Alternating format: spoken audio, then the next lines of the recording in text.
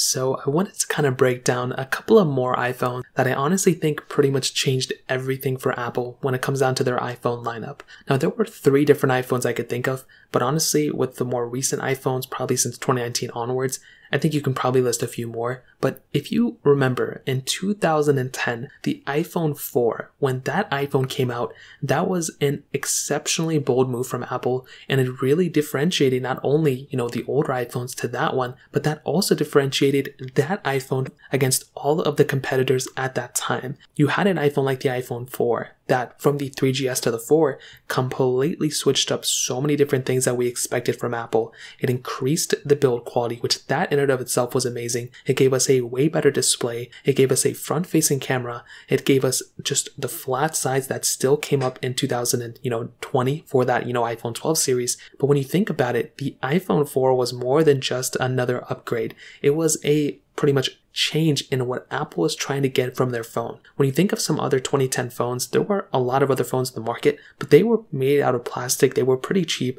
and they weren't, super premium feeling devices. In 2010, when Apple dropped this iPhone, you could visually see so many differences from its predecessor to this one that even for the next couple of years, this iPhone was still super relevant. And even though the iPhone 5 and 5S and those iPhones came out and those were better in every area or whatever, the iPhone 4 was still a really important iPhone. And I think this was probably one of the best iPhones Apple made in terms of, the impact that it had. Now, skipping forward a few more years, I think another iPhone that's probably the most important one, this one may be a controversial one, is the iPhone 6S. Now, I think this iPhone coming off the heels of the iPhone 6 was another very, very important device. And although this didn't change or have as big of an impact as the iPhone 4, I think this was another really important iPhone that Apple made. It fixed pretty much the main issue that the iPhone 6 had with bend gate and all those things. It just gave us twice the amount of RAM, which was awesome. It was a way faster phone as well, but also it brought a lot of cool internals that are still kind of relevant that people still want. It was the last iPhone with a headphone jack, which was really interesting.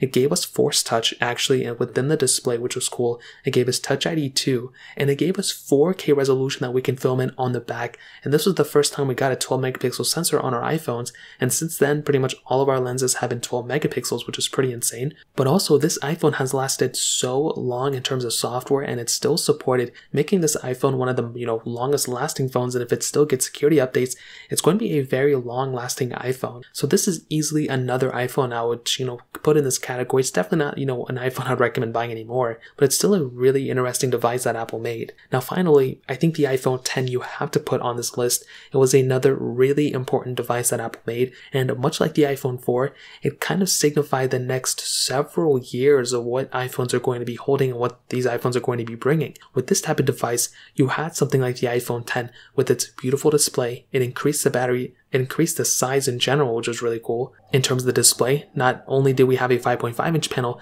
but now we had a 5.8-inch OLED display, which was also beautiful too. On top of that, I think the build quality was much better. I think the dual camera setup was still awesome. And with this iPhone having this type of capability with its gesture-based design and everything, it's no wonder that whenever I still pick up this iPhone, it still performs very well, it still feels extremely premium, and I'm still a humongous fan of these iPhones for sure. So that kind of covers it up. I think those are probably the main iPhones I think that pretty much changed everything in my opinion. If you have any other questions or anything, let me know in the comment section below. Hit the like button, that would mean so much, but definitely hit that subscribe button. More importantly than everything else, I love every single one of you guys. Hopefully I'll catch you guys in the next video. Peace out till then.